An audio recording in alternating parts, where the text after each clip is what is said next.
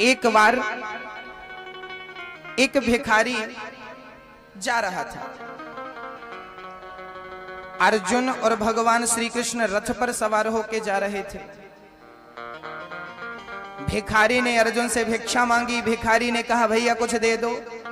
अर्जुन ने सोने की पोटरी वहां पर रथ पर रखी थी, सोना भरा था, सोने से भरी पोटरी पकड़ा दी अर्जुन ने, ये लो। भिखारी उस पोटरी को लेकर चला। रास्ते भर सोचता गया मैं तो धनवान बन गया, मैंने तो अब बंगला बनवाऊंगा, मैं गाड़ी खरीदूंगा, तो मैं ये करूंगा तो वो करूंगा, मैं दुनिया का सबसे अमीर व्यक्ति बनूंगा। तभी पीछे से चोर आए और पोटरी छीन के भागे। भिखारी दूसरे दिन फिर भिक्षा मांगने चला। अर्जुन ने कहा क्यों रे, मैंने तुझे कल भिक्षा में सोना दिया था, फिर भी तू भीख मांग रहा है। हाथ जोड़कर भिखारी बोला महाराज मेरा धन तो चोर चुरा कर ले गए। अच्छा, पूरी राम कहानी सुना दी। तब अर्जुन ने एक मणि दे दी, ये मणि तुम ले लो। मणि लेकर गया भिखारी। फिर सपना देखने लगा मैं तो करोड़पति बन गया, अब तो मैं पूरी दुनिया खरीद लूंगा, ये इतनी बेशकीमती मणि है, मैं तो अमीर बन गया, मैंने अब ये करूंगा ये करूंगा ये करूंगा। तभी उसे प्यास लगी भिखारी को और वो पानी पीने तालाब में गया और जैसे ही पानी पीने के लिए झुका उसकी मणि पानी में गिर गई। बहुत खोजा पर मिली नहीं। तीसरे दिन फिर भीख मांगने चला आया।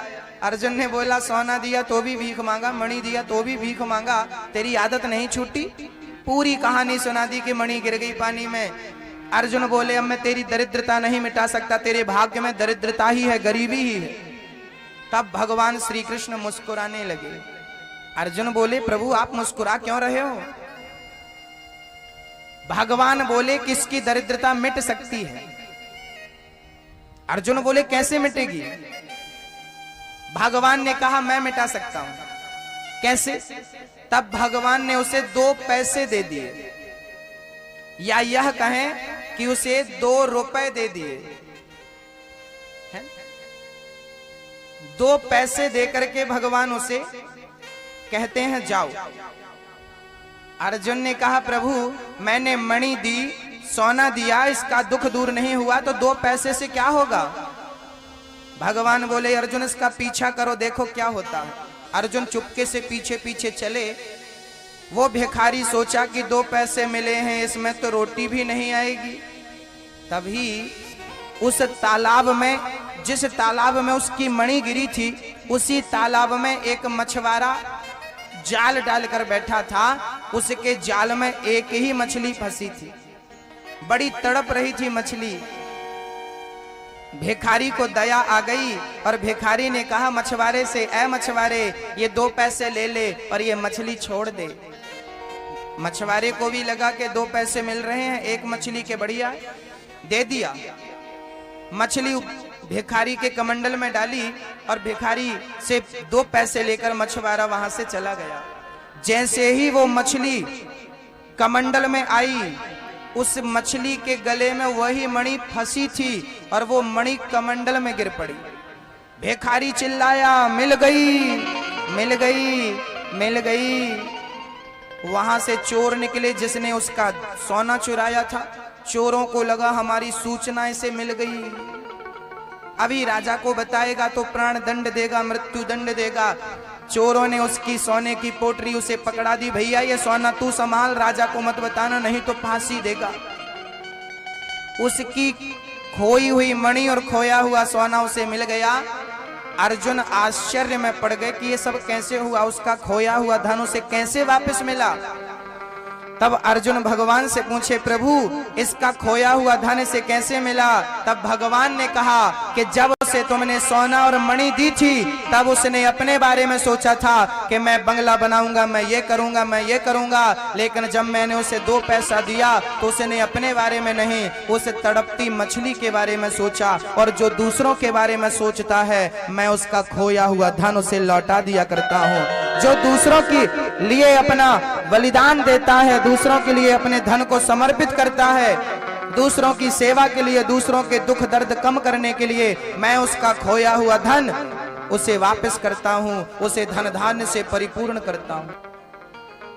कुरुक्षेत्र से जब भगवान लौटे तो कुरुक्षेत्र में ही यादवों को आपस में लड़के मरने का श्राप लगा। आपस में लड़कर के मर जाओगे ऐसा श्राप दिया है यादवों को श्री दुर्वासा जी ने। सांब पेट में कपड़ा बांध कर गया, कहा मेरे पेट में बेटा है कि बेटी? भगवान ने कहा ना बेटा है ना बेटी, तेरे वंश का नाश करने वाला मूसल है। कपड़ा हटाकर देखा मूसल निकला। डर के कारण उसे चूरा बना करके फेंक दिए समुद्र में। एक कील बची उसे फेंक दिया, वही घास के रूप में जन्म लेती है और आपस में लड़के मरने का श्राप लग गया।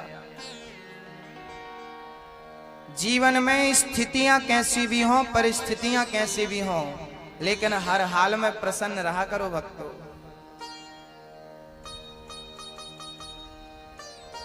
आज मैं आपको कुछ मंत्र बता रहा हूं जो आपको प्रसन्न रखेंगे, सुखी रखेंगे, है ना।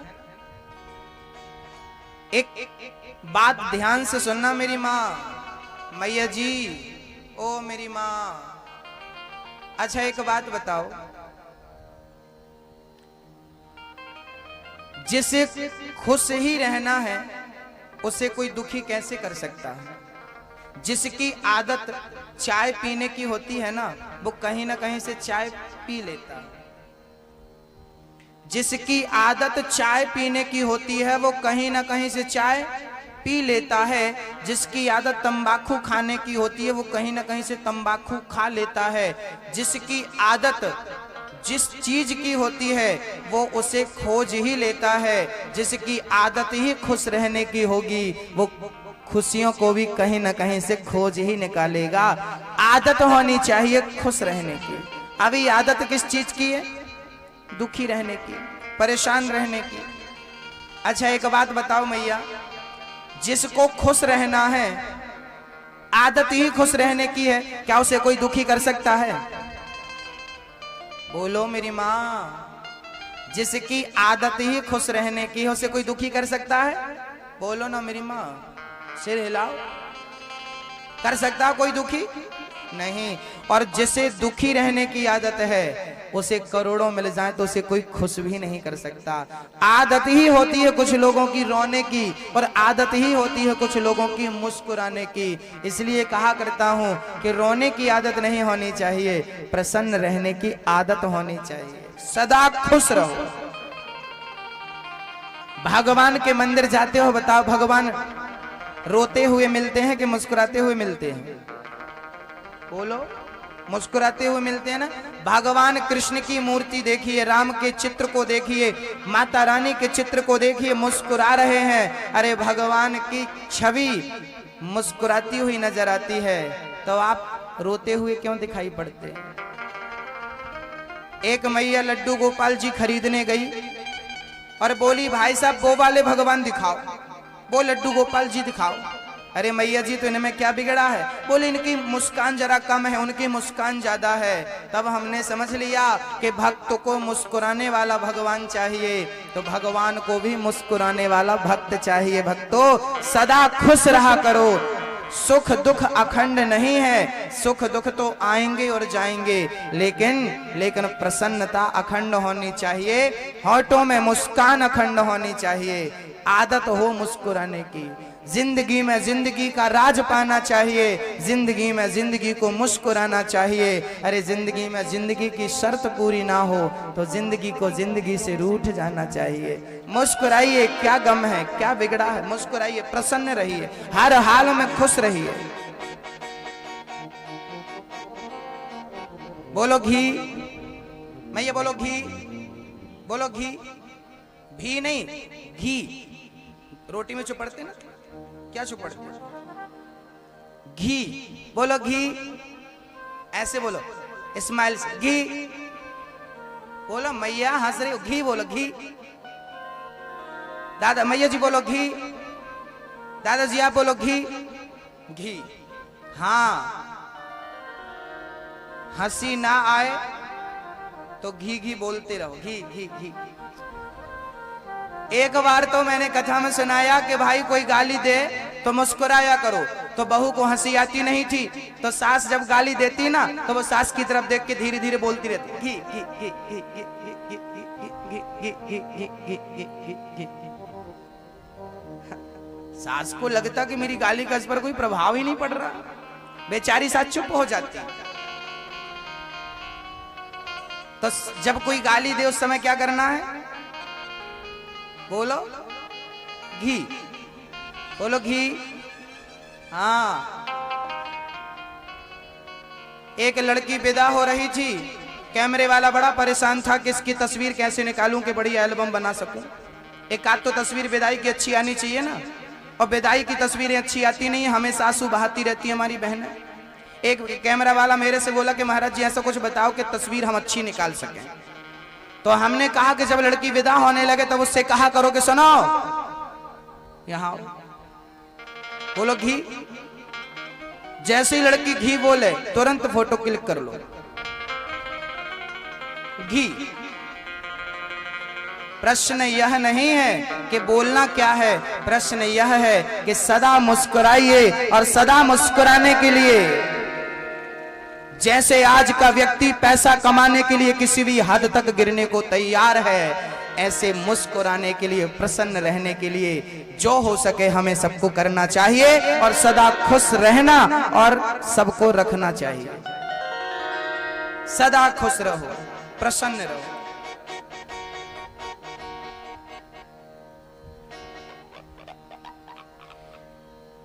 एक बढ़िया सा काम यह है कि हमें प्रसन्न तो रहना चाहिए, लेकिन भगवान का नाम भी नित्य जपना चाहिए। आज आप लोग हमसे वादा करो कि आज से जब तक हम दूसरे साल तक नहीं आ जाते, अच्छा मैं फिर से आऊं, कौन कौन चाहता है कथा सुनाने आपको आऊं, फिर से आऊं? आप चाहते हो कि मैं फिर से आऊं? हाथ उठाओ। चाहते हो आप? अच्छा, बस आप लोग बस नहीं चाहते हैं ना? क्यों, हमने आपको कुछ बिगाड़ा है क्या पुलिस डिपार्टमेंट का? बताइए, हमने तो किसी से पंगा भी नहीं लिया।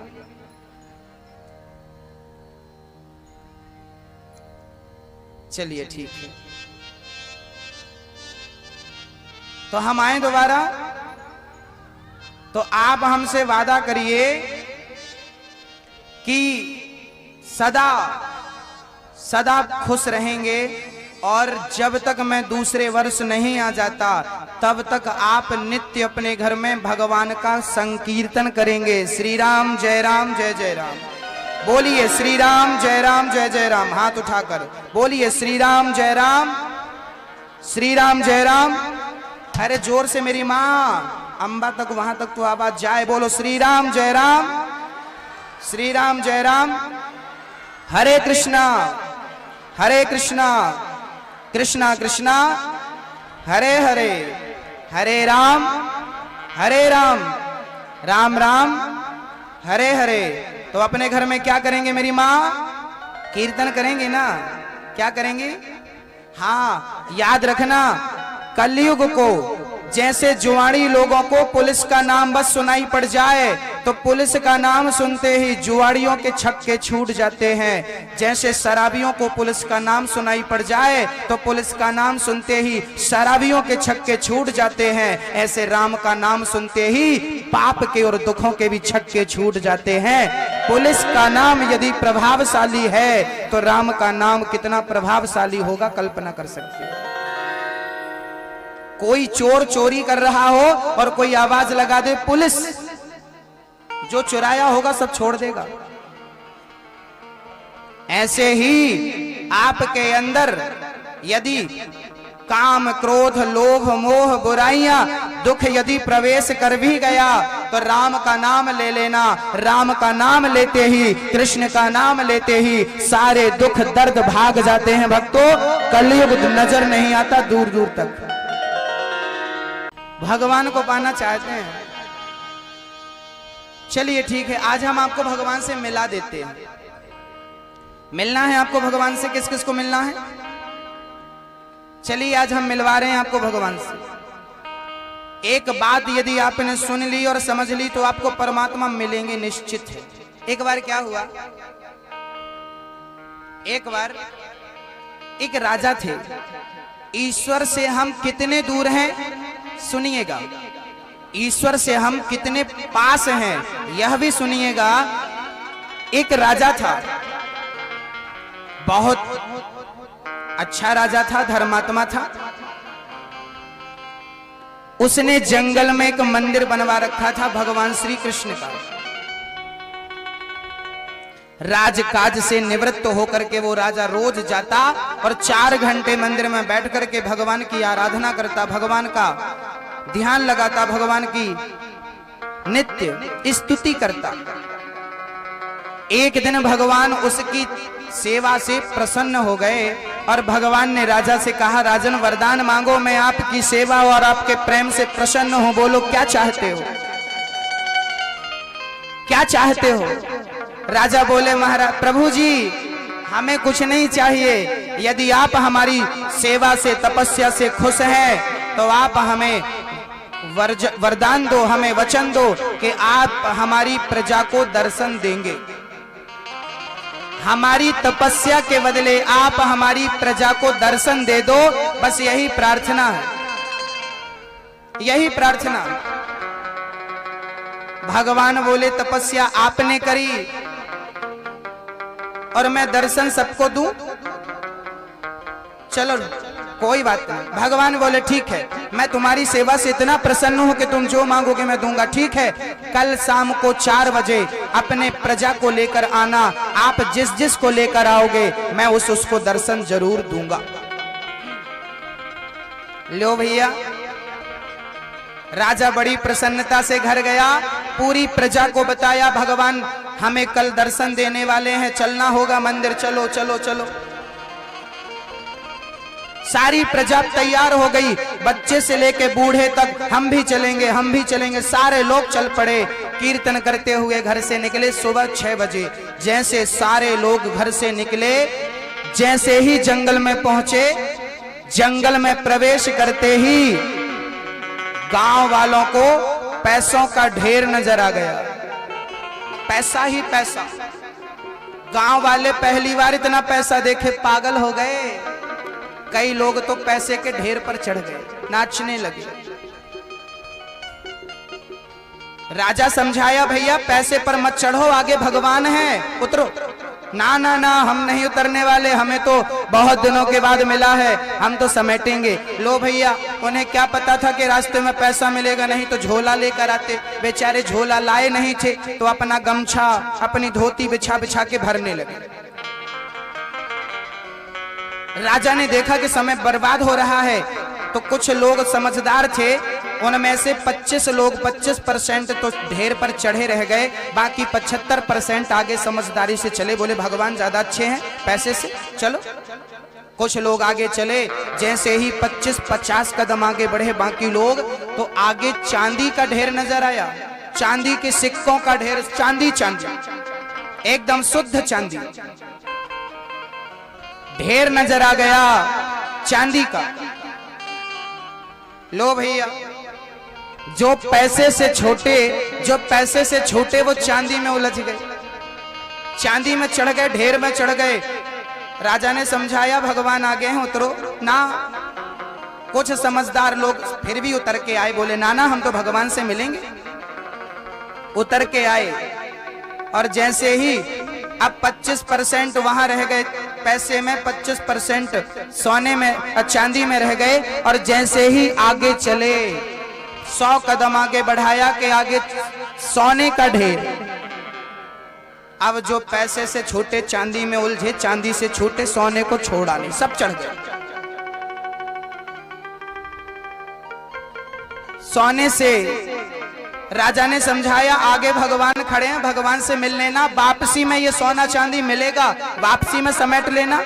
लोगों ने कहा, वापसी तक बचा ना बचा हम नहीं जाने वाले। फिर भी कुछ लोग, 2-4 लोग नीचे उतर आए, नहीं नहीं नहीं, हम तो भगवान से मिलेंगे, चलो। जैसे ही आगे चले तो आगे हीरों का ढेर। अब तो सब चढ़ गए, एक ही बचा, राजा। राजा ने सबको समझाया, भैया चलो, भगवान आगे बस पास में ही खड़े हैं, सामने ही भगवान है, लेकिन जब हीरे के ढेर से उतरे तो भगवान तक पहुंचे, जब सोने के ढेर से उतरे तो भगवान तक पहुंचे, जब चांदी के ढेर से उतरे तो भगवान तक पहुंचे। अंत में समय हो गया और राजा को अकेले ही जाना पड़ा। जब राजा गए भगवान खड़े थे। अरे राजन, आपने तो कहा था पूरी प्रजा को लेकर आएंगे, कहां गए सब? राजा रोने लगे, प्रभु आए तो सब आपके लिए ही थे, लेकिन सब रास्ते में भटक गए, सोना चांदी हीरा मोती में सवार हो गए। जो सोना चांदी हीरा मोती में लग गया वो नहीं पहुंच पाया, और जो वहां नहीं लगा वो भगवान के सामने खड़ा था। क्या अर्थ है? अर्थ यही है कि वो व्यक्ति कोई और नहीं, हम सबकी यही कहानी है। जरा अपने दिल में हाथ रख के बताओ, क्या आप लोग सोना चांदी हीरा मोती के ढेर पर नहीं चढ़े हो? बोलो बोलो भैया जी, मैया जी। वो पैसे पर चढ़ गए, पैसे के ऊपर चढ़ गए, मतलब पैसे के गुलाम हो गए। क्या आप पैसे के गुलाम नहीं हो? क्या सोना चांदी हीरा मोती के ढेर पर हम लोग नहीं चढ़े? अरे जिस दिन हमने उतर करके परमात्मा को पुकारना चाहा, इस ढेर से जिस दिन उतर के भगवान को देखोगे, सामने परमात्मा खड़ा नजर आ जाएगा। अरे मीरा इस ढेर से उतर के परमात्मा के पास गई थी, इसलिए तो उसने परमात्मा को पा लिया। मीरा कोई साधारण थोड़ी थी। महलों में पली बन के जोगन चली, मीरा रानी दीवानी कहाने लगी, वो तो गली गली हरि गुण गाने लगी। सोना चांदी त्याग दिया था मीरा ने, और जब सोना चांदी त्यागा तो कृष्ण को पाया। सोना चांदी याद रखना भक्तों, मैंने इसे पकड़ रखा है और मैं इसे पकड़ना चाहूं तो पहले क्या करना पड़ेगा? मैंने इसे पकड़ रखा है, अब मैं इसे पकड़ना चाहता हूं तो पहले मुझे क्या करना पड़ेगा? इसे छोड़ना पड़ेगा। जब मैं इसे छोड़ूंगा तब मैं इसे पकड़ पाऊंगा। जब आप बुराइयों को छोड़ेंगे, सोना चांदी हीरा मोती को छोड़ेंगे, तब तो परमात्मा रूपी संपत्ति को पकड़ पाएंगे। आप छोड़ेंगे तो पकड़ पाएंगे, छोड़ेंगे ही नहीं तो पकड़ेंगे कहां से? आप लोगों ने इस कथा में अपना धन छोड़ा है। किसी ने 100 रुपए छोड़े हैं, किसी ने 1000 रुपए छोड़े हैं, किसी ने 5000 छोड़े, किसी ने 10,000 छोड़े, किसी ने 21,000 छोड़े। इस कथा में जिसने जितना छोड़ा है, याद रखिए उससे कई गुना ज्यादा परमात्मा से पकड़ाएगा। दान दिया ना आप लोगों ने, छोड़ा ही है ना, छोड़ा है, जितना छोड़ा है कई गुना ज्यादा पकड़ोगे। भक्तों, ईश्वर हमारे पास हैं, परमात्मा हमारे साथ हैं, लेकिन हम उतरते नहीं, वो मिलता नहीं। तो बोलिए, सोना चांदी से ज्यादा महत्व हमें किसे देना चाहिए? बोलो, किसे देना चाहिए? ईश्वर को देना चाहिए। देना चाहिए कि देंगे आप लोग? कौन कौन देगा जरा बता दो हमें। ओ मैया, एक मैया तो यहां तक ले गई, फिर नहीं महाराज।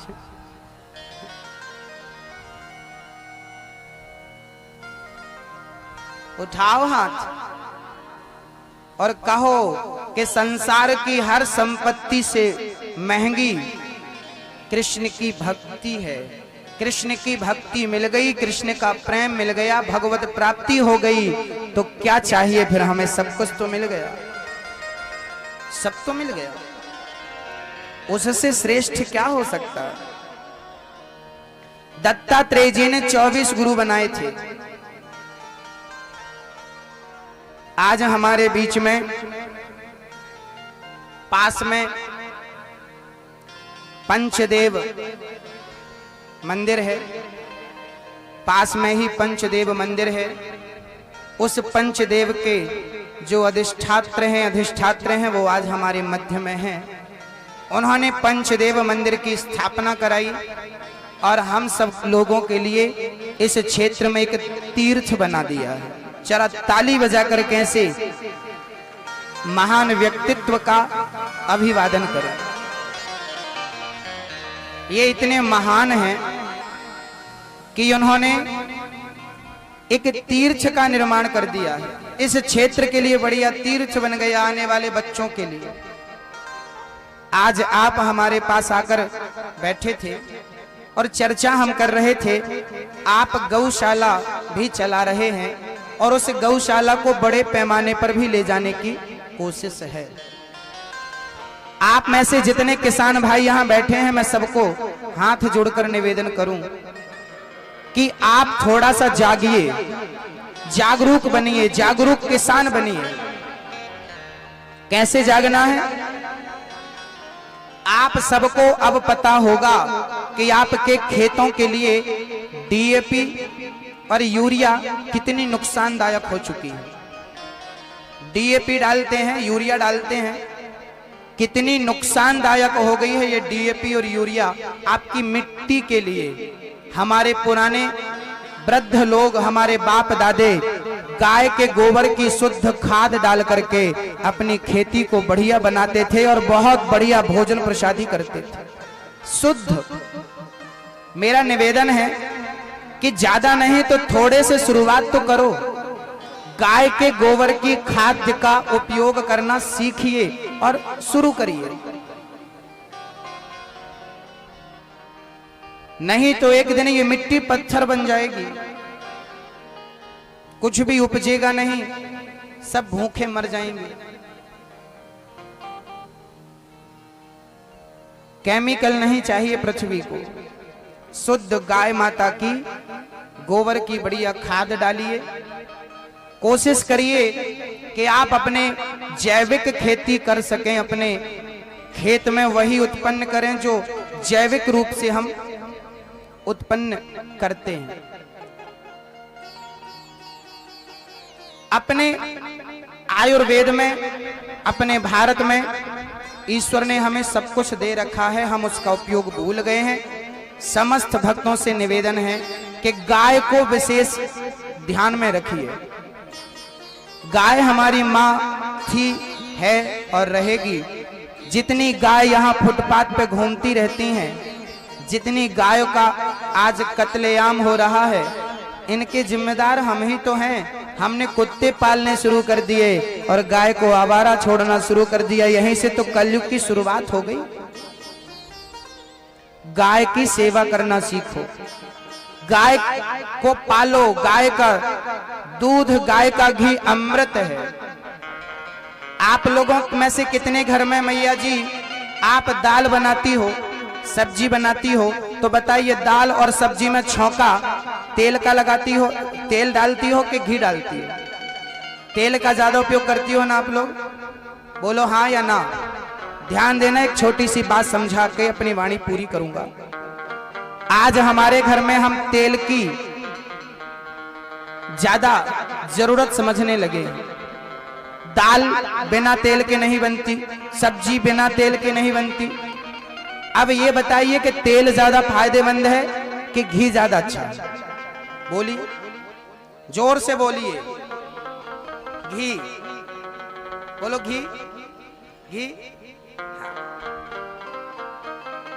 घी। बड़ी बड़ी तेल की कंपनियां, बड़े बड़ी तेल की कंपनियां हमें डराती हैं। आज बड़े बड़े डॉक्टर हमें डराते हैं, घी मत खाना, मोटापा बढ़ेगा, घी मत।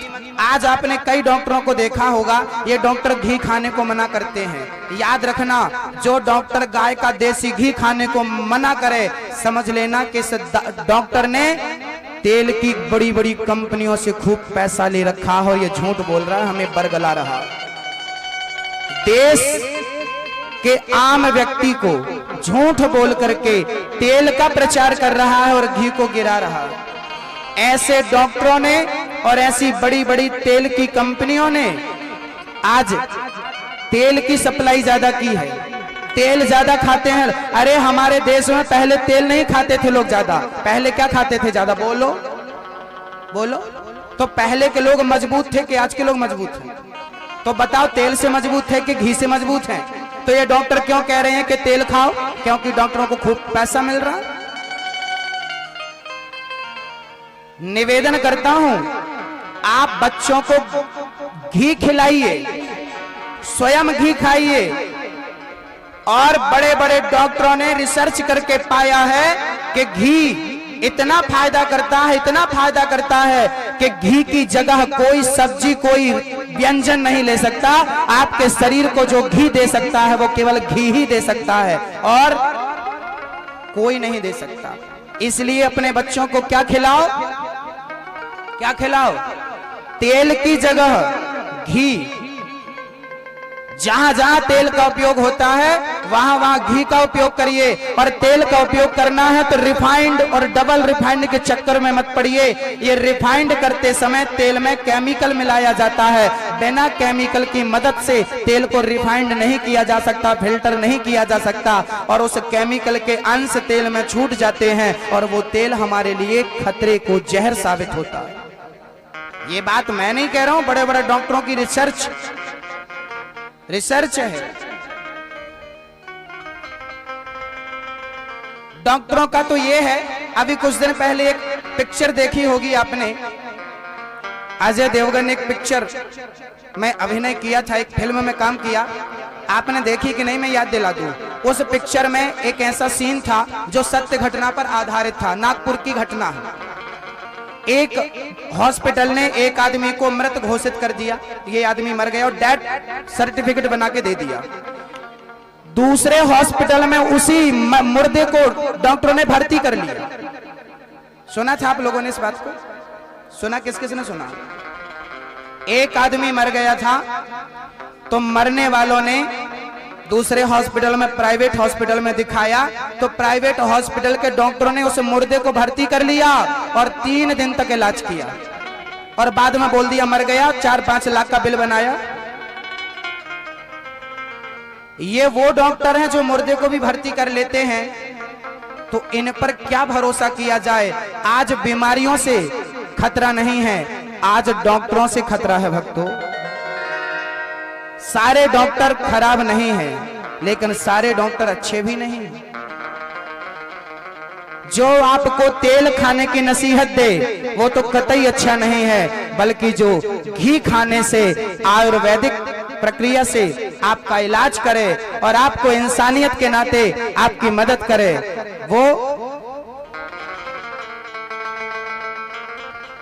वो लोग जो डॉक्टर अच्छा काम कर रहे हैं, अच्छा इलाज दे रहे हैं, उनको तो मेरी पूरी सहानुभूति है। लेकिन आपसे निवेदन भी है कि कृपया तेल खाना बंद करिए और 1 लीटर दूध ज्यादा लीजिए। अब तेल कम करना होगा तो कैसे करेंगे? आपने अर्थशास्त्र पढ़ा है कि नहीं? नहीं पढ़ा तो आइए हम पढ़ाते हैं आपको अर्थशास्त्र। तेल कितने रुपए लीटर है? कितने रुपए? 100 रुपए लीटर है। और दूध कितने रुपए लीटर है? कितने रुपए? 40 रुपए लीटर है दूध। 1 लीटर दूध रोज लीजिए। पहले बात पूरी सुनिए, मैं आपको समझाऊंगा। 1 लीटर दूध रोज लीजिए या आधा लीटर दूध रोज लीजिए और दूध लेकर के आधा लीटर दूध दही बनाइए। 1 लीटर दूध दही बनाइए तो आपके घर में रोज दही भी बना रहेगा, दही भी खाओ, बच्चों को खिलाओ और दही महीने भर में जब 15 दिन में हो जाए तो दही का मंथन करो। दही का मंथन करके मक्खन निकालो, मक्खन को पकाओ, क्या बनेगा? घी। अब आप तेल मत खरीदो, अपने घर का बनाया हुआ घी दाल में डालो, सब्जी में डालो, रोटी में चुपड़ो और अपने बच्चों को खिलाओ। तो तेल खरीदने से झंझट खत्म हुई और आपके घर में दूध, घी और छाछ हमेशा बना रहेगा। आप स्वस्थ रहेंगे, जीवन सुखी रहेगा। घी कितने रुपए लीटर है? घी कितने रुपए? 500 रुपए लीटर। तो बताइए 15 दिन में आपको 1 लीटर घी मिल जाएगा कि नहीं? मिल जाएगा। कम से कम 1 लीटर घी मिल जाएगा यदि आप 1 लीटर दूध रोज जमाएंगे तो, रोज इकट्ठा करेंगे तो। याद रखिए, यदि 2, 4, 10 रुपए ज्यादा भी लगते हैं तो स्वस्थ रहिए ना। तेल खा के, सस्ता तेल खा के यदि बीमार पड़ गए तो एक बार का हाथ पकड़ने का 400 भी लग जाता है, मत भूलिएगा। एक बार के 1000 रुपए भी खर्च हो जाते हैं।